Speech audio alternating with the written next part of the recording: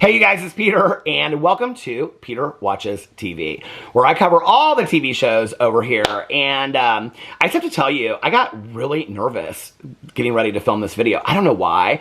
I am having so much fun on this channel. I love this channel. And it's so funny how it started because y'all know I love reality TV. So I started this by calling it Peter's Reality TV Recaps and Opinions. Better known as, and that's my opinion, with Peter Mon. And I was watching so much reality TV. I still watch a lot of reality TV, and I'm still going to cover reality TV over here. But I've always loved, like, the limited series shows that come up on Netflix or Apple TV or Max and things like that. And I watch all these thrillers and all these shows, like the top 10. I always watch what's, Bridgerton's getting ready to come back with the last 4 episodes. I'm always excited about what's, like, the next big TV show that's going to come out, right? And so, like, I can't wait for the next season of Lincoln Lawyer on Netflix. And I'm always in my head thinking about, like, I can't wait until Dark Matter ends on Apple TV. I'm at the point where I am not going to watch a show every week. If it's a limited series, I'm going to wait till the whole thing's out and then binge watch it. Currently, I'm binge watching Under the Bridge on Hulu. It is fantastic. It is a murder thriller, but it's so much more than that. And it's about this group of teenage girls that live in, like, a group home in Victoria, Canada. And it's based on a true story, and it's about a murder occurs. But it's so much more than that. It goes back into the background history of the families and the people that are involved in it. And it's just fantastically done. And it's really a really good thriller, too. So anyway, I started watching it the other night. I've got 2 episodes left, so I'm going to finish it tonight, and I'll probably do that review over here tomorrow or Monday. I've got like 10 reviews to do over here because I've watched so many shows and binge watched so many shows. But, I was doing all this reality TV, and then I was like, I'm going to switch this over to I'm going to just cover all TV shows over here. Well, I watch so many TV shows, and I'm just having such a blast over here, and you guys are so nice, and I just want to say I really appreciate you watching the videos. My friend Tanya and I watch a lot of the same shows, and so I have her to talk to, but I just love to talk about TV. I am, like, obsessed with TV. Little unknown fact, when I was growing up as a kid, my grandma, my mom's mom, I spent a lot of time with her, and so we would watch soaps together, and we would watch Price is Right, and then we would have lunch, and in the summer, and then I would watch soaps with her, and we would watch, All My Children, we watch ABC. All My Children, One Life to Live, and General Hospital. So when I was growing up, I wanted to be a soap opera writer. That was what I wanted to be when I grew up. Kind of funny, right? 8-year-old kid, you ask him what he wants to be, and he wants to be a soap opera writer. But I've always been obsessed with TV. My mom and I, we watch Little House on the Prairie, The Waltons, Roseanne, Love Boat, Charlie's Angels, Fantasy Island. I have always loved TV.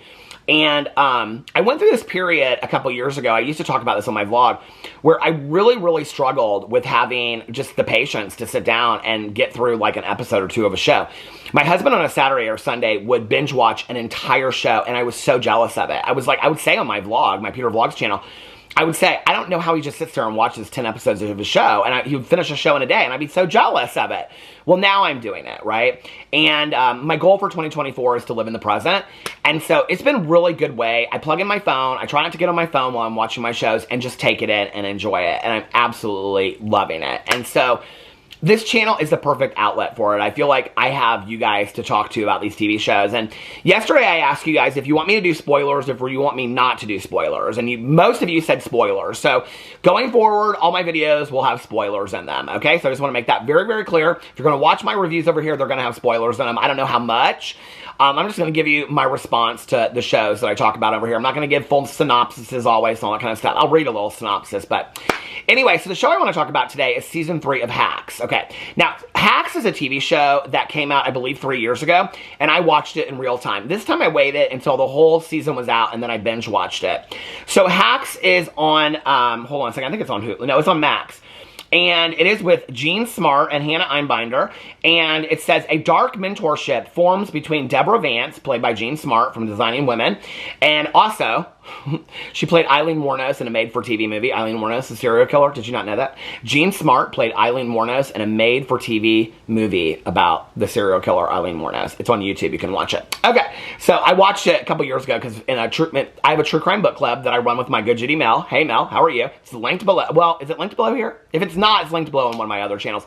It's a Facebook group. You can just go over and put a true crime book club up on Facebook, and it'll come up. You just join it. Okay, so anyway, I should probably link it below. A couple years ago, we did an Eileen Wuornos book over there, and so I watched like Monster again. I watched all of the 3-part Life and Death of a Serial Killer by Eileen Wuornos, which are some of my favorite true crime documentaries of life. And then I'm kind of a little obsessed with the life of Eileen Wuornos. And then in the summer, I'm going to read the book Dear Dawn, which is all of her letters in prison to her closest friend Dawn. That was her high school friend. And then I just showed that on a BookTube video. And then I watched the made-for-TV movie about Eileen Wuornos because somebody told me it was up. And so if you put in life, like made-for-TV movie, Eileen Wuornos, Jean Smart, it'll probably come up on YouTube. So anyway, I love Jean Smart. I've loved her ever since Designing Women. Designing Women was one of the shows I grew up with. So a dark mentorship forms between Deborah Vance, played by Jean Smart, a legendary Las Vegas comic, and an entitled outcast 25-year-old comedy writer, played by Hannah Einbinder. So the story is that Deborah Vance, played by Jean Smart, is a comedian in Las Vegas, and she's very wealthy, and she's done very, very well for a very long time. It's a lot about how, like, in the boys club kind of thing of comedy, she broke the mold years and years before, and she kind of, like, made a name for herself with all of these huge stand-up comedians years before. Like, you know, in the early days, like the 80s and stuff like that of comedy, she was one of those people to break out, and she was one of the only women to break out. And at that time, she was offered a late-night show. She did one episode, and then they decided not to go with her. And it had always been her dream to be the host, like Jimmy Kimmel, Dave Letterman, Johnny Carson. She had watched Johnny Carson growing up, and it had always been her dream to be the host of a late-night show. Well, she did one episode, and it didn't go forward. So for 3 seasons, you don't know really why she never got that show, okay? But that was always her dream, because she shares in the 3rd season that she grew up with her dad being a really heavy drinker, and that during that hour that Johnny Carson was on, the family would gather around, they would all laugh, and it was like this, you know, this respite from this alcoholic horror that they all lived in at home, like when horror, H-O-R-R-O-R, this alcoholic horror that they all lived in at home, it was like this hour space. And so Johnny Carson gave that to her family. She wanted to give that to the world through comedy. And so the 1st season is about the fact that she has this residence at the Palmetto, which is really Caesar's Palace, I think, but they call it the Palmetto Hotel. And they decide to replace her with somebody else and move her to a smaller stage and then get rid of her. So she hires this writer out of California that is very, like, aware of world issues, political issues, and she's bisexual in the show, and so she hires her, and they start working together, and they don't like each other at all. Like, they can't stand each other. But this endearing relationship builds over time, and that's really what, like, the 1st and the 2nd season is about. The 2nd season is about Deborah Vance putting out this. She does a tour, and they record it, and then she sells all the DVDs herself on QVC, and nothing like this she has a QVC show. Nothing like this has ever been done before. It's the top sales for any stand-up show ever. Well, at the end of each season, she kind of, like, leaves. She's very selfish, and so she always, like, leaves this girl to fend for herself. And at the end of the second season, she fires her. And the reason she fires her is because she really wants her to go, like, find her own feet with the experience that she has now working under her. But she doesn't really say it that way. And so you leave season 2 thinking that she fired her to do something nice for her, like to set her up for success. But that's not really how it turns out. When season 3 starts, Ava, who's the writer, is very bitter, and she's in this relationship, and she and her girlfriend move into this house. Her girlfriend's an actress, and she's very bitter at the fact that Deborah Vance fired her because they were so close. It was almost kind of like a mother figure to her in some degree, and they became very, very close, shared everything with each other, and so she is pissed, and it's like affected her relationship. It's affected her job. She's now writing for, like, a political comedy show, and it's affected everything in her life. And so she runs into Deborah Vance at this convention, and they have this meeting, this conversation, and basically she says to her, like, you really hurt my feelings. Like, I don't understand. Like, I texted you, I called you, you never returned any of them. So then what starts is they start texting and calling each other, and this relationship starts up again, okay? Well, then it comes out that Deborah Vance, there is a spot that's going to open for this, like, the person that is okay, Deborah Vance, like, starts talking to her and whatever, and then she is gonna do, like, she's supposed to be a guest on the late night talk show, let's just say if it's run by, like, Jimmy Kimmel, and, like, Jimmy Kimmel is, like, that's not who it is, it's Dave somebody, I think his name is, but anyway, Jimmy Kimmel is, like, gone for that night, right, like, he can't come in, so instead of being the guest, she runs the show, and they get unbelievable ratings. So then she comes out and she says that she wants the spot, because he calls her and says that he's leaving the show and he's gonna retire, like, in 3 months, so she wants a shot, she wants the show, but there's a young comedian that's running for it too, and it looks like they're going to give it to him because this is very much a men's world and all this kind of stuff, and she's fought this her entire life. Well, just so she hires Ava again to come and work for her, which ruins her relationship and things like that, and so to be her head writer and to get her to do all this kind of stuff, there's a lot of stuff that goes into it for her to get on this show. And so the third season's really about her getting on this late night spot and her relationship with Ava, the writer. What's interesting is that there's a whole scene that happens. This is like the last 3 or 4 episodes. She's supposed to receive an honorary doctorate from Stanford. And when she's there, this reel comes out on TikTok. And it's like a put together reel of like all this cancellation, like problematic jokes that she used to make. And she refuses to apologize for this joke. So you've got this woman that's like an aging comedian. And she knows she's an aging comedian. She's talking about aging constantly in the show and all this kind of stuff.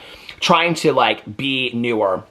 And she's very, like, she shared stories of her life, which is kind of like what renews everybody's love for her because Ava encourages her in her comedy show just to share her truth. And that's what she does, and that's what, like, repairs her career. So now she's back, and she's bigger than ever, right? And this reel comes out, this cancellation. And it was interesting because I cover a lot of this stuff on my drama channel, right? Like, I cover a lot of cancellations or supposed cancellations or people, you know, all this kind of stuff. And the way that she approaches it is very similar to how they approach it. She's like Ava says to her, like, you need to apologize for this. She's like, you don't ever apologize for a joke. So what's interesting is how they handle it, right? So she won't apologize for this joke, and she won't apologize for this joke. And I love what Ava, the 25-year-old writer, says to her. And she goes, I made those jokes in the 80s. Like, that was so long ago. And she said, she said something to her like, you have the right to, like, be upset that people are upset with you about this joke, and they have a right to be upset with you that you made the joke today. Like, even if you made it 30 years ago, they have a right to be upset with you about it today, right? And she's like, but what can I do? It's like, I can't take it back. It's out there. I said it, right? And she's like, but you can listen to what they have to say. So she goes to this town hall meeting, and it's all these people that have concerns with her, and like the students on the Stanford campus, and they all these issues with how problematic she is and all this kind of stuff. And so she stands up and she says something, and the moderator says to her, do you have anything else to say? And she goes, no, I think I'll just sit here and listen. And she sits there and listens, and people stand up, and they talk about her ableist jokes and all this kind of stuff. And it's very interesting. She just sits there, and she just listens and takes it in, and it really changes her perspective on who she is as a person. So then she gets the late night job, okay? And she tells Ava that Ava's going to be her head writer, but she's so afraid of losing the job, and she goes and talks to the guy that was the head of the network when she lost it the first time. And he said, it wasn't about the fact that you weren't good. It wasn't about this. It was like, you didn't fit the mold. Like, you challenged too many people, right? So she's so scared that she's going to challenge other people that she goes with the old writer and doesn't give the job to Ava. And Ava's pissed because Ava's like, you owe your career to me, right? Which she does. And so she challenges her all this kind of stuff. So they're on this golfing retreat, and she ends up sleeping. Deborah Vance, the comedian, ends up sleeping with the guy that's in charge of the network. It has nothing to do, my battery is dying. I can't believe this, my battery's dying. I'll be right back. Oh my God, I can't believe that happened. I don't think that's ever happened over here on this channel. It happens on most of my channels on a regular basis, but I just filmed 2 previous videos over here. I filmed a Peterisms video, and I filmed a haul on my Peter Does Stuff channel. So anyway, okay, so they're at this golf retreat. It's supposed to be like this charity thing, and the reason that Deborah Vance goes there is because she wants to like schmooze up next to the head of the network. And so he ends up telling her that he gave the job to this other guy, right? And she ends up sleeping with him. It's like very much like the walk of shame and stuff like that. Well, Ava knows that. Ava knows that she ended up sleeping with this guy, right? So she's not somebody that would use stuff like that, which is so, like, it's not typical of her at all. But she remembers that. She knows that, right? And so Deborah Vance doesn't get the job. She doesn't get the late night show. So she has these managers, and the managers are hilarious. They're managers that left the company that, it's this girl, and they make her act like she's, like, real dumb and stuff like that, but she's hilarious, and she's willing to do anything to, like, sign people and stuff like that. And it's her and this guy. And so they're Deborah Vance's managers. And the guy that gets the late night show wants to do a biopic of Fats Arbuckle. And so they go to the family member of him to like see. So anyway, they get him to sign to do this movie. So now he can't do the late night show. So Deborah Vance gets the late night show. So when she gets the late night show, that's when she says to Ava that she's going to hire her as her head writer. Ava quits her job, all this kind of stuff. Then she tells her she can't go with her, but she wants her to be her second writer because she blames it on the network and says the network won't let them fire the head writer. She finds out through this woman that was like in charge of the network as well that I can't remember who it is. Oh my God, it's like such a famous actress, so I can't remember who it is, but she's fantastic. They play pickleball with the managers. It's hilarious. But she finds out, she just runs into her randomly after picking up dinner, and she said something to her about, like, I really think I can do the job to be her head writer. And she goes, well, pitch it to Deborah. She has full right. We told her she can bring on anybody she wants. And so she knows she lied to her. So she goes to confront her, right? And she was like, and Deborah's like, you should just stay. It'll be a good job for you. And eventually in a couple years, I can bring you up on head writer and whatever. And she's like, you taught me to stand up for myself, and now you're the person I'm having to stand up to, basically, right? So it's her and Deborah against each other yet again, right?